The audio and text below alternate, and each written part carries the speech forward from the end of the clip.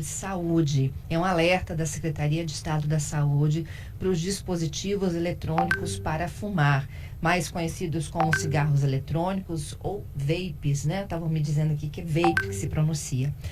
Isso tudo tem se popularizado muito nos últimos anos, principalmente entre os nossos jovens. Apesar de não parecer, esses dispositivos, eles também são derivados do tabaco e, portanto, estão ligados diretamente ao tabagismo, doenças crônicas causadas pela dependência à nicotina que está presente nos produtos à base de tabaco. A gente conversa agora ao vivo com a Cristiane Rocha Moreira Soneghetti. Ela é pneumologista, atua diretamente no Centro Regional de Especialidades da Secretaria de Estado da Saúde, vai orientar todos vocês e todos nós aqui, né, sobre os riscos do cigarro eletrônico. Doutora Cristiane, bom dia. Bom dia, Letícia. Fernanda, tudo bem? Fernanda, desculpa. Imagina. Bom dia. Doutora Cristiane, é um alerta de vocês, né, para que a gente aumente o processo de conscientização. Os jovens estão assumindo esse vício, tá na rua. Isso, muito fácil, né? Atrativo. A indústria pega, como os jovens falam, pega um pesado, porque vão no atrativo, no sabor, no cheiro, né? Mais agradável do que o cigarro convencional. E isso cria uma dependência em uma população muito jovem.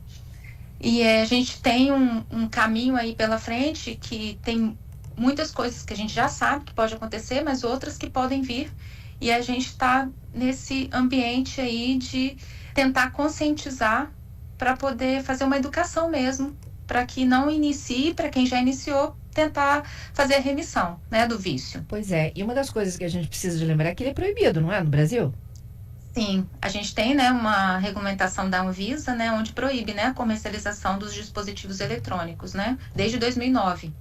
E esse ano foi feita uma consulta pública onde manteve essa decisão, né, de não comercialização. Uhum. E as pessoas mesmo achando que eles são inofensivos, eles têm, então, tabaco? Sim, o dispositivo, eles têm sempre um grau de nicotina. Uhum. E às vezes 20 vezes mais do que o cigarro convencional. Olha. E a nicotina que causa dependência, então a gente vê essa dependência muito mais difícil na hora de você tirar, né? Fazer a decisão de parar o hábito, a gente vê o grau de dependência que ele já causou naquele indivíduo. Entendido. Qual que é o atrativo para quem não procura o cigarro em si e vai para um eletrônico desse? Ele não tem cheiro do cigarro, é isso?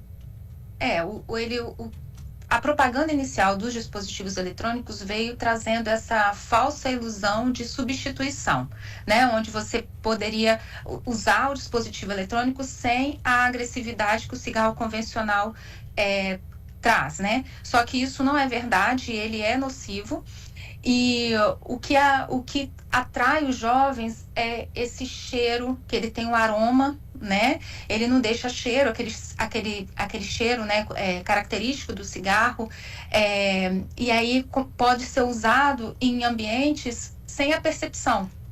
Então, isso atrai, né? Onde eu vou poder usar e as pessoas não vão perceber, fica com cheiro, um cheiro agradável, um gosto, um sabor, mas isso tudo é a base de substâncias que dão esses sabores e que, quando aquecidas, causam dano, né, na mucosa respiratória e outras coisas que contém ali no dispositivo, né, no mecanismo dele ali. Uhum. Eles podem levar a um colapso. Na saúde, né? Assim, isso. Ele pode no causar próprio pulmão. Isso. Ele pode trazer desde um cansaço, uma tosse, uma irritação na garganta, mas em situações mais graves, causa um quadro de insuficiência respiratória por conta de uma inflamação aguda que ele causa na mucosa respiratória, onde vai prejudicar a troca de oxigênio, e isso pode levar a um quadro de insuficiência respiratória aguda, até uma intubação de um paciente necessitando de tratamento em unidade de terapia intensiva, né, que são as UTIs. Uhum. Doutora, e como é que a gente elimina o vício? É o mesmo procedimento de que um cigarro comum?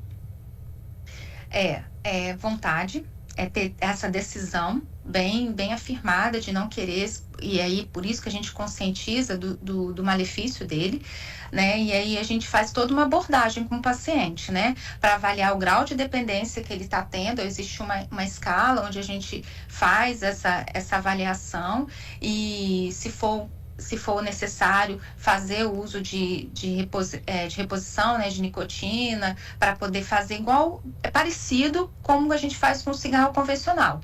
Tem que ter uma abordagem individual, porque depende de caso a caso, e aí a gente faz junto ao paciente, fazendo diversos questionamentos e levando essa conscientização.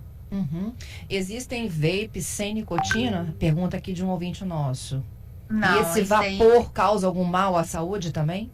Então, eu costumo falar o seguinte, sem nicotina não existe, sempre tem um grau de nicotina. E mesmo que não tivesse, ele tem essas substâncias que dão esse sabor, esse cheiro, né? Que são os flavorizantes, eles, uma vez aquecidos, eles causam dano na mucosa respiratória. E a própria...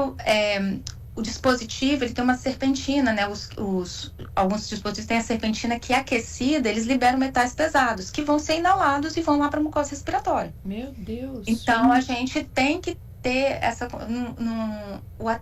a indústria, mais uma vez, traz esse atrativo de não ter nicotina, mas tem sempre um grau de nicotina, às vezes aquela quantidade que eu comentei no início, até 20 vezes mais, mas independente disso, tem outras substâncias, não é só um líquidozinho que está ali. Tem outras coisas que vão ser aquecidas, outras substâncias que vão ser aquecidas e vão levar uma agressão na mucosa do trato respiratório. Eu tô lendo aqui, olha, de que um único cartucho de vape pode conter aproximadamente a mesma quantidade de um maço inteiro de cigarros. Exatamente, é muita quantidade. A gente não... por isso essa campanha de conscientizar, porque às vezes essas informações não são levadas de uma forma geral, né, pela indústria que está lá, né, na internet, que está trazendo. A gente tem que levar essa conscientização do que pode causar. A gente tem uma campanha de trabalho de combate ao tabagismo do cigarro convencional muito legal, que foi feita, né, que é sempre feita. A gente tem sempre o Dia Mundial de Combate ao Tabaco. Então, isso não pode vir atrapalhar isso tudo. Então, a gente tem que fazer o trabalhinho de formiguinha agora de novo para poder fazer essa conscientização, porque eles também são nocivos. Entendido. Doutora, e como é que a gente fala isso para o adolescente, para o jovem? Mostrar hábitos. Eu acho que a gente tem que conversar mesmo, trazer de uma forma simples, dependendo da idade, do que pode trazer, mas tem que abrir esse diálogo e dar exemplo. Então, a gente vê, às vezes, adultos jovens que não podem até não ser pais, mas podem ser tios, né? De adolescentes, de crianças. Então, assim, isso é um exemplo. A gente tem que mostrar esse exemplo de não ter. A gente tem, assim, no cigarro convencional, a gente tinha essa população jovem já consciente, né? E agora a gente está vendo essa situação, esse cenário voltando, e o público-alvo é o adolescente e o jovem, né? Então, a gente tem que conscientizar, mostrar e fazer essas campanhas. E dar o exemplo. Sim. Né? Sim, não pode ter um fumante dentro de casa e tentar impedir que o jovem faça, por exemplo, o uso do cigarro eletrônico, né? Exatamente, dando exemplo. Porque eles são atraídos por isso, pela socialização, porque um parente usa, porque um amigo usa, porque na festa está usando, às vezes para se enquadrar naquilo, né? A gente tem diversas outras situações na vida onde o adolescente tenta se enquadrar. A gente tem que conversar, tem que ter esse diálogo em casa, de todo mundo, né? Na escola, né? Trazer esse trabalho daí de conscientização. A Débora, nosso ouvinte, está dizendo o seguinte: ela ouviu uma outra estatística aqui sobre o cigarro eletrônico. Um cigarro eletrônico, uma tragada, equivale a 100 cigarros comuns. Isso é verdade? Essas equivalências são feitas pelo nível de nicotina, né, que ele pode trazer. Né? Então, a gente faz essas equivalências. É importante, assim, o número de equivalência de um cigarro de dispositivo, de uma tragada, né, de um puff, de uma inalação, que eles chamam, para a relação de cigarro convencional. Tem mais uma outra. É a pergunta do Augusto. Qualquer tipo de cigarro faz muito mal. Os eletrônicos fazem mais mal ainda do que o cigarro comum? Dá para fazer essa comparação ou não? Então, todos fazem mal. Não tem um que faz mais ou menos, todos fazem mal. A gente tem essas outras substâncias no cigarro eletrônico que causam esses danos, né? Que as pessoas não se alertam e às vezes não se tocaram, né? Por isso que a gente fala. Mas lembrando uma coisa que me veio à cabeça agora sobre não é só a saúde pulmonar que a gente está envolvida, tem a saúde cardiovascular, porque também traz problemas igual o cigarro convencional ao coração, às coronárias, aos vasos, né, risco de AVC. Então tem tudo isso envolvido no hábito. Entendido. Então é importante não usar, não iniciar. Porque a dependência, o grau de nicotina que ele tem, leva uma dependência muito, muito mais forte. Né? Então, quanto mais forte, mais difícil depois da gente trabalhar esse paciente. Sem dúvida. Imagina um jovem, né? Doutora, eu te agradeço, viu, pela gentileza dessa conversa e por fazer um alerta aqui ao vivo para quem está nos ouvindo, né? Não bote na Muito boca, obrigada, pelo amor de Deus, né? Isso, exatamente. Vamos conscientizar e fazer esse trabalho aí em casa, na escola, nos ambientes que a gente frequenta. Muito obrigada, viu? Um bom dia. Um abraço, tchau, obrigada. Doutora